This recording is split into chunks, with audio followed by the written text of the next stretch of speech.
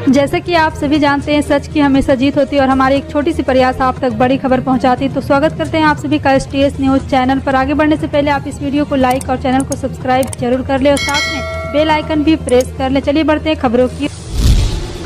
बता दें, उत्तर प्रदेश के उप मुख्यमंत्री केशव प्रसाद मौर्य ने सोमवार को नई दिल्ली में प्रधानमंत्री नरेंद्र मोदी से मुलाकात करने के बाद राज्य की सभी लोकसभा सीटें जीतने का दावा किया है।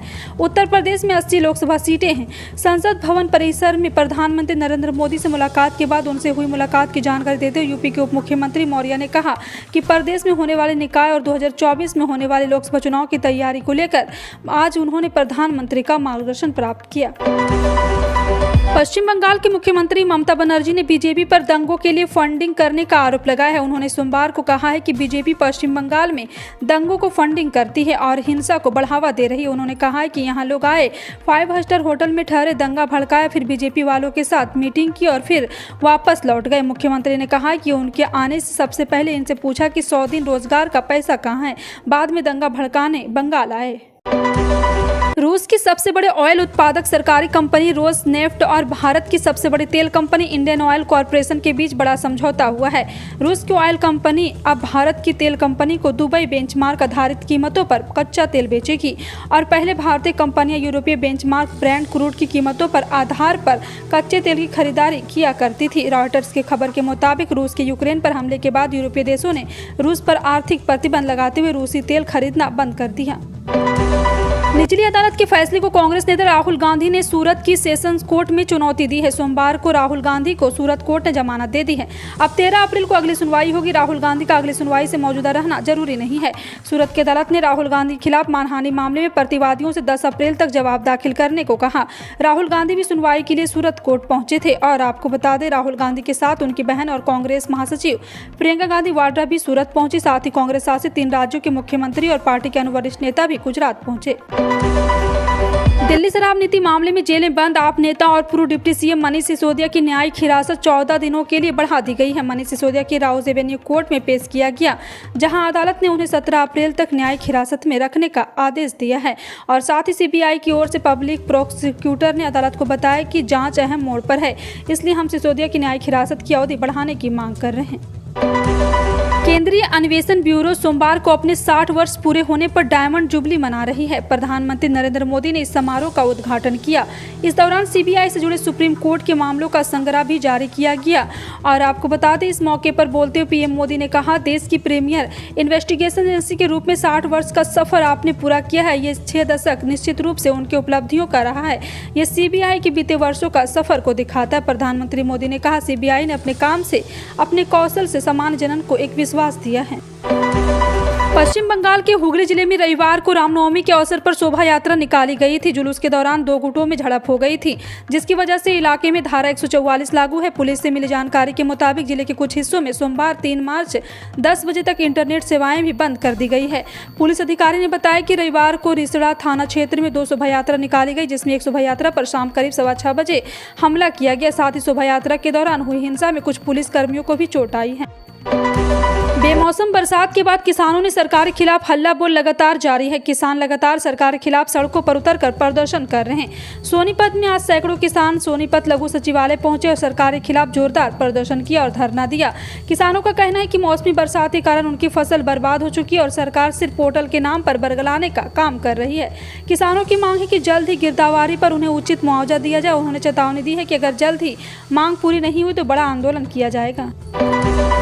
देश की पहली रैपिड रेल का इंतजार हर किसी को है। खासकर दिल्ली से मेरठ तक का सफर करने वाले लोग तो बेसब्री से इसका इंतजार कर रहे हैं। ऐसे में इसके परिचालन को लेकर जल्द ही घोषणा हो सकती है। उत्तर प्रदेश में नगर निकाय चुनाव और ऐसे में चुनाव की घोषणा से पहले रैपिड रेल के पहले चरण को शुरू कर दिया जा सकता है। निकाय चुनाव की तारीखों का ऐलान 10 अप्रैल तक हो सकता है। उससे पहले ही रैपिड रेल शुरू करने की तैयारी है, क्योंकि चुनाव की तारीख का ऐलान होने के बाद आचार संहिता लग जाने के बाद किसी तरह का कोई उद्घाटन या कोई नई योजना की शुरुआत नहीं हो सकती है। देश में फिर से बढ़ रहे कोरोना संक्रमण को लेकर सरकार अलर्ट है। वहीं दिल्ली में कोरोना के बढ़ते मामले को लेकर केजरीवाल सरकार भी अलर्ट है। आम आदमी पार्टी के नेता और मंत्री सौरभ भारद्वाज LNJP हॉस्पिटल का निरीक्षण करने पहुंचे। इस दौरान उन्होंने कहा, अस्पताल प्रशासन को जरूरी दिशा निर्देश दिए गए। उन्होंने कहा है कि लोगों को घबराने की जरूरत नहीं, लोग मास्क और सैनिटाइजर का इस्तेमाल जरूर कीजिए। बिहार विद्यालय परीक्षा समिति की ओर से मैट्रिक स्क्रूटनी के लिए आवेदन की प्रक्रिया शुरू हो गई। 10वीं अपने प्राप्त नंबरों से असंतुष्ट छात्र बीएसईबी की आधिकारिक वेबसाइट biharboardonline.bihar.government.in के लिए 9 अप्रैल 2023 तक आवेदन कर सकते हैं। वहीं कंपार्टमेंटल परीक्षा के लिए भी आवेदन की प्रक्रिया शुरू हो गई है।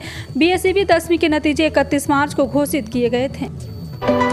पंजाब के मुख्यमंत्री भगवंत मान ने सोमवार को स्वास्थ्य और खुशहाल पंजाब के निर्माण के लिए जन अभियान पैदा करने के उद्देश्य के साथ सीएम दी योगशाला की शुरुआत करने का ऐलान किया। एक वीडियो संदेश में मुख्यमंत्री ने ऐलान किया कि भारत की शानदार प्राचीन रिवायतों को सुमेल से यह योगशालाएं शारीरिक और मानसिक तौर पर पंजाबियों को स्वस्थ बनाने के सहायक सिद्ध होगी।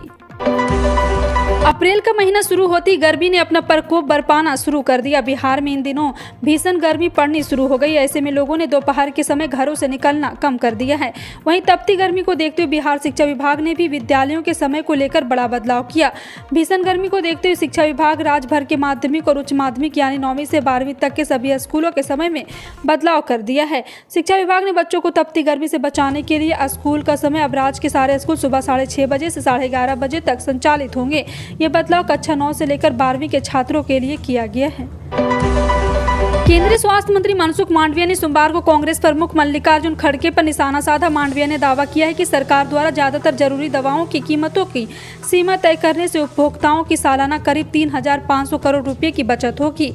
दरअसल एक दिन पहले कुछ आवश्यक दवाओं के पर कटाक्ष किया गया था और कहा गया था कि आपने लोगों की जेब काटने के लिए सुपारी भी ली है। कांग्रेस नेता के दावों को खारिज करते हुए मांडविया ने सिलसिलेवार कई ट्वीट किए और एक ट्वीट में उन्होंने कहा, सरकार ने अब तक 870 दवाओं में से 651 की अधिकतम कीमतों की अधिसूची जारी की।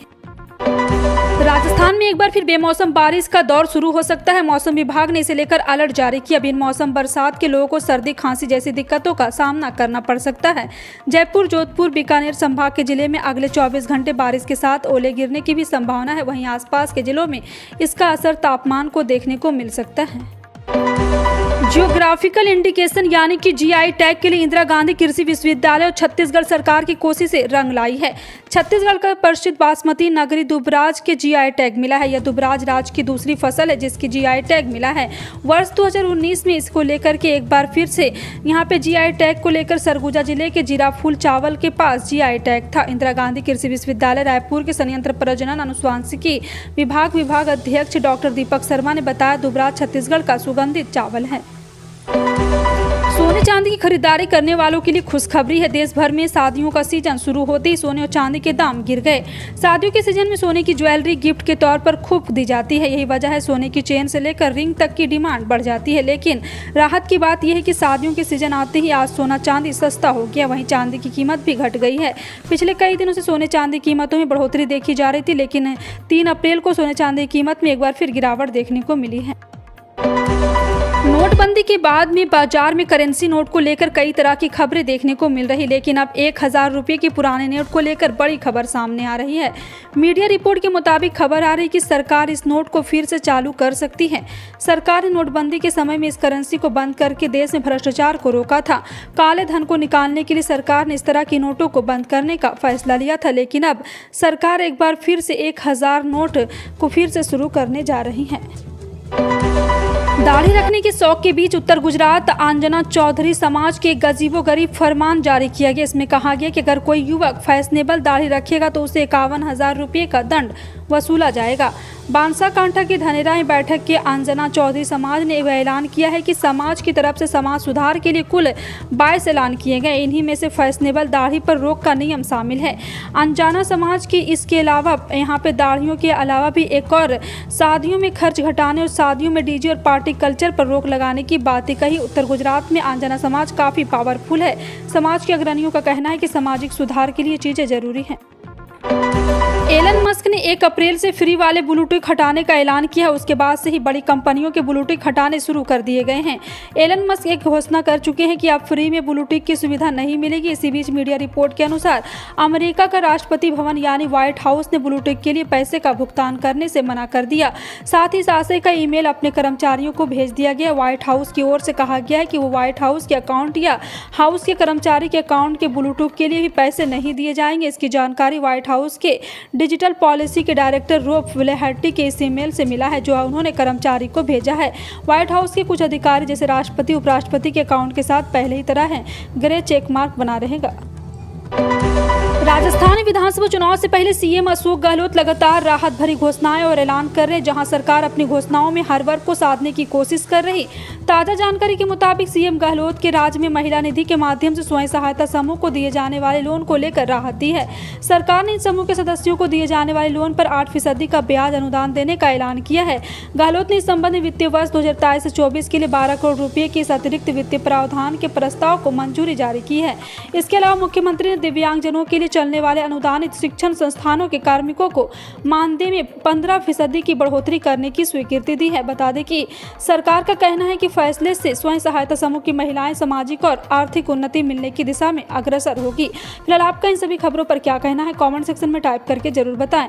इसी तरह की पल पल की अपडेट जानने के लिए जुड़े रहें आप अपने NTS न्यूज चैनल से। मिलते हैं अगली बड़ी खबर में, तब तक के लिए जय हिंद।